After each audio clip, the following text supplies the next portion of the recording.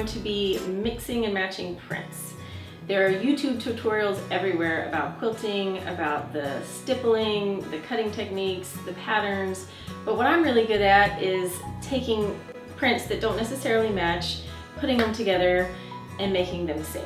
I am not known as the print queen for nothing. Today I'm working on getting some prints together that I'm going to cover a chair with. This is a chair I've had since I was 13 years old, and it's old. So I need a new cover for it. I have already decided that this guy is speaking to me. He's saying, use me. The vibe that I'm going for is more feminine, but I want it to be a little modern. This already is a little loud for what I want to do, and that's kind of part of my process, is just going through saying, I'm not feeling it, no. But sometimes I come across things that, well, maybe you wouldn't feel that, but to me, it's almost a little watercolory too.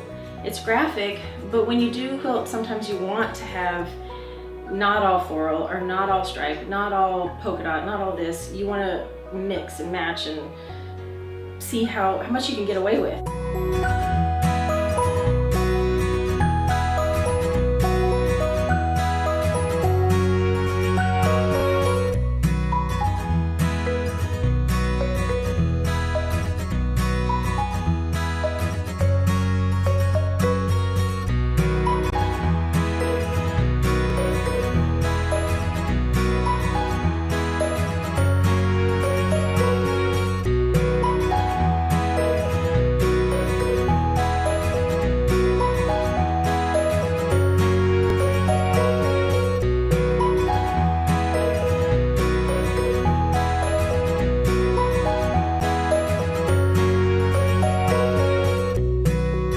So I went online, actually on my Pinterest, because I follow quite a few quilters, and I found a pattern that I thought would work really well on my chair, that I could use a ton of prints and be okay with mixing that many.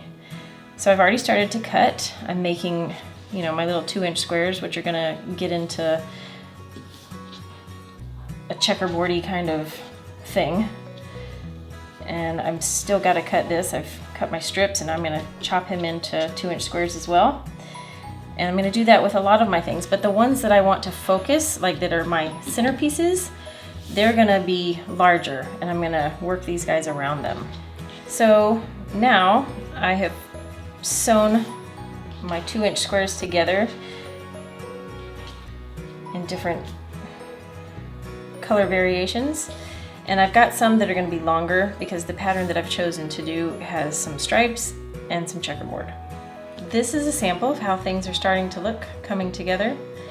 All the different prints working side by side. Well, I think I have what I need to give my old chair a new lease on life. So this is the finished product, the chair that we made with all those scraps that I was putting together.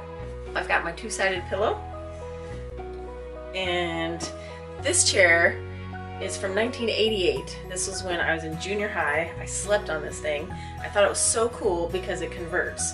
Here it goes. Not as easily as it used to. So don't be afraid of mixing and matching, and don't be afraid of taking a 28-year-old chair and refurbishing it.